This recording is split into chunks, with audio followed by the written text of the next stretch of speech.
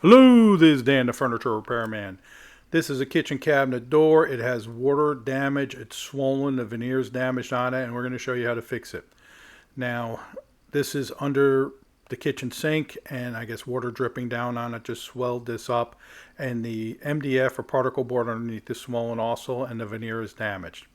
Now, this is the other side, and it doesn't look swollen to me, but I'm going to check it with a straight edge. If I slide it right across like this, it's nice and flat. So this is just a touch up on this side. The other side is going to be different, but we're going to repair both sides, and we have to get that other side where the swelling is less. So I'm going to flip this back over, and I'm going to just slide my straight edge like I did before, and we're going to see some daylight there. So this is the test. When you go up in the air, you see that daylight there. That's because it's hitting hard on one side and it's spanning that. So I'm going to move it down, and I'm going to kind of see where my swelling disappears is right there. The way I'm going to do this is I'm going to take part of the wood out from the center of the door. I'm going to use this multi-tool here. It's a wonderful tool. And I'm cutting just in the middle, and I'm going to just keep working it around until I get enough of it out of there. It'll reach almost to the edge of that high swollen area, and I think that'll be good enough to get me so the door looks a lot better. So we just keep working it, and right here is a look where you could kind of see where I'm coming in on the corner, and you can see I'm kind of right in the center of that door right there. So I'm just taking material out of the way, and I'm going to go in as deep as the tool will let me. So I'm basically going to run that blade in until it's all the way in, just like that. Now if the swelling isn't as far as the blade, you don't have to go in that far. Just go in to where the edge of the ridge is, and I'm just kind of lining it up and checking. Now you can see the door move. We took that wood out, and it's going to let me press it back down and squeeze it back into position. So the way I'm going to do it, I'm going to dry fit everything first and test it. I'm a big fan of just testing and dry fitting so that when it comes time to adhesive, I know everything's going to go correctly. I'm going to clamp this little block right on place here so my clamps don't damage the wood veneer. And I'm going to get my straight edge in place, and I'm going to use that as a guide. And I'm putting a C-clamp right here on this top block, and that's going to give me an even pressure right there. And I'm going to put my straight edge right against it, and I'm just going to turn that C-clamp and start cranking it down. And as I crank it, you could see the daylight is disappearing. I may not be able to get it all the way away, but I can get it much less.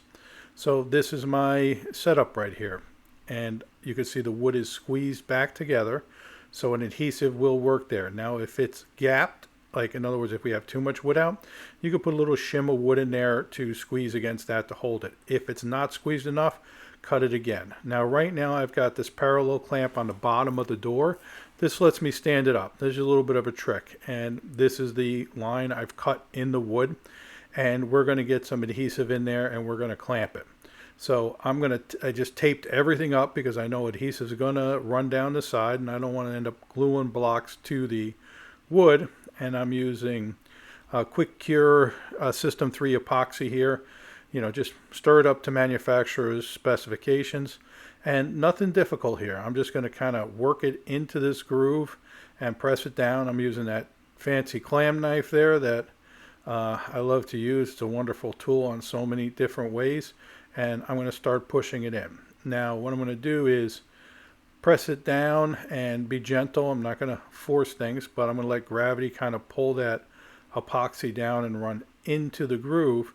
And then there's going to be a point where the clam knife isn't going to get in there, so what I'm going to do is push one in further and leave it there and use it to wedge the door open a little bit more so I can get my knife down into the place, and just keep working it in there.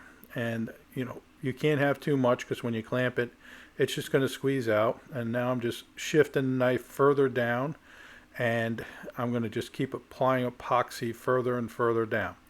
Now I didn't cut as deep all the way at the end here because the swelling wasn't as deep as the other part of it, so I only need to kind of get the wood back together where the swelling was. If I cut it deeper than that, they're going to make another problem. I could create a divot in there. And now I'm just using my utility knife to kind of press the epoxy down into place, and I'm wiggling the knife left to right to kind of create a little bit of an opening right there. And this is just denatured alcohol on a cloth, and I'm just using it to clean my epoxy off so that it doesn't run down onto the wood part of the door. And now I'm back again with my one block on one side. My little squeeze clamp here is going to hold it in place, and then I'm going to start installing the block on the other side. Now the block's important because it disperses the pressure equally across it, and it doesn't dent the veneer. So the C-clamp will dent the veneer, but also this gives it a much better distribution of the pressure of the clamp. And I'm going to put two on, one a little further down and one near the edge, and now I've finally got it all installed. And this is what it looks like. And I'm closed down nice and tight, so I let the epoxy dry overnight. Even though it's a 15-minute epoxy, I let it cure overnight. When you read the directions, that's usually a little better for some of the products. And now I'm going to just start taking my clamps off. This is the next day. I come back and I got my clamps on there. Everything's nice and dry. And I'm going to pull them all off. And then I'm going to take my blocks out of the way and see what I have. Now the blocks, actually the epoxy will make them stick a little to the tape. And that's why we use the tape. And if it sticks too much, I just take a little board, give it a quick whack, pop it right off. And you can see it's pulled tape off, which is fine because it didn't pull anything off of the varnish or color. So this is where we're at now. It is much flatter. It feels flatter. So your hands sometimes are as good as your eyes, or better when you're feeling for dents or ridges or things like that. But I'm also going to take my straight edge. I'm going to slide it across. I've got a little bit of daylight there on one side, but much less. And then right here, I'm nice and flat. So I feel much better. And then right there, you can see I'm nice and flat again. So I feel like this is definitely in much better shape. But I have this to deal with. This veneer is damaged and it's pulled off and it's missing. And it has particle board underneath, and particle board will flake like crazy. So first thing I'm going to do is just sand a little with a little 80 grit sandpaper. Now the sandpaper is going to sand where the spots are high. And I know this is a veneer, and I know I'm probably going to sand through it in spots, but I'm willing to do some touch up and repair to try to make this look as flat as possible.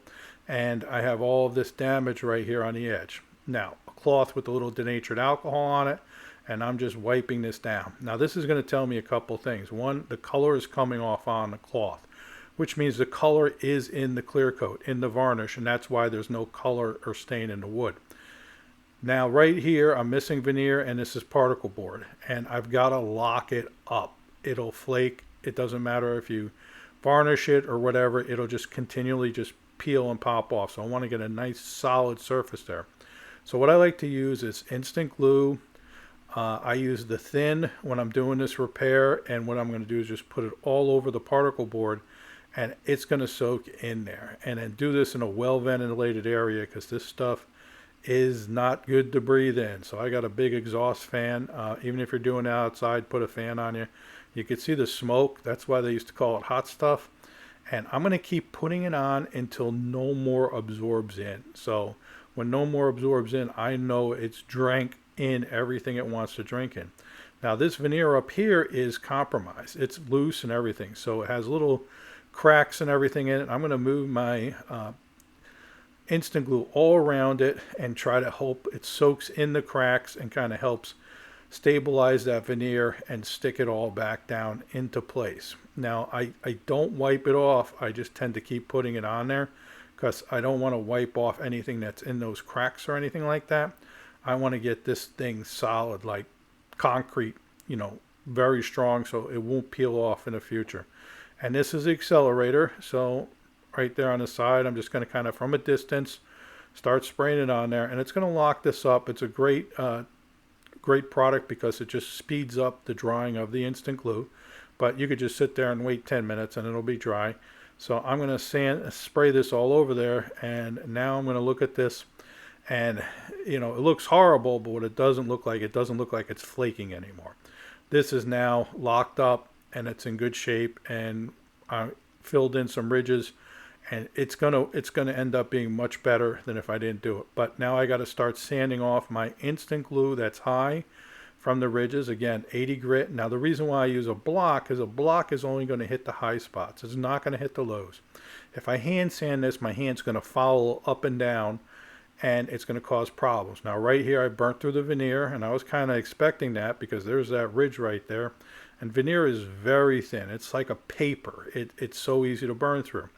So be careful, but also I'm like, okay, this is a decision I got to make. I'd rather get rid of some of the ridge and have some burn through and touch up. And you can see where the instant glue will absorb in where the veneer is burnt through. Okay, and I'm just going to keep moving that glue back into position and let it absorb. And after it's absorbing and not going in anymore, then I'm going to spray it again, and I'm going to lock that back into place, and I'm going to lightly sand it again.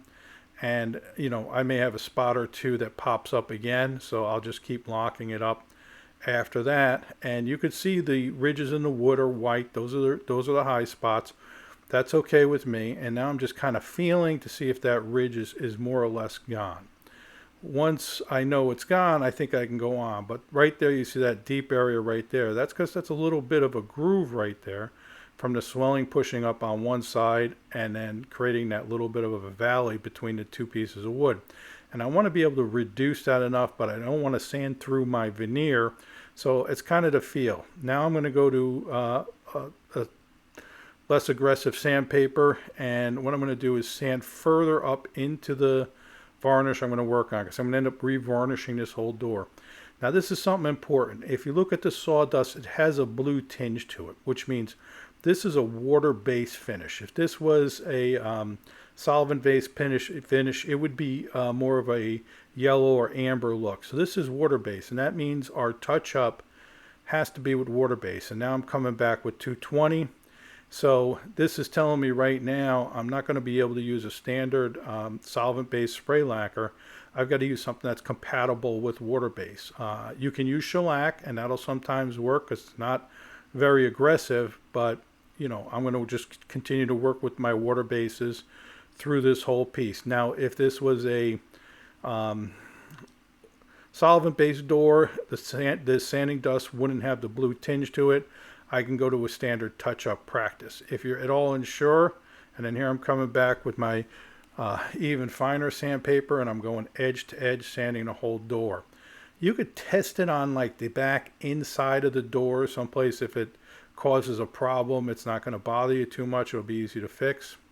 And watch part 2, and you're going to see how we do the touch up and color on this. This is Dan, the Furniture Repairman. Thank you so much for watching. You all have a good day.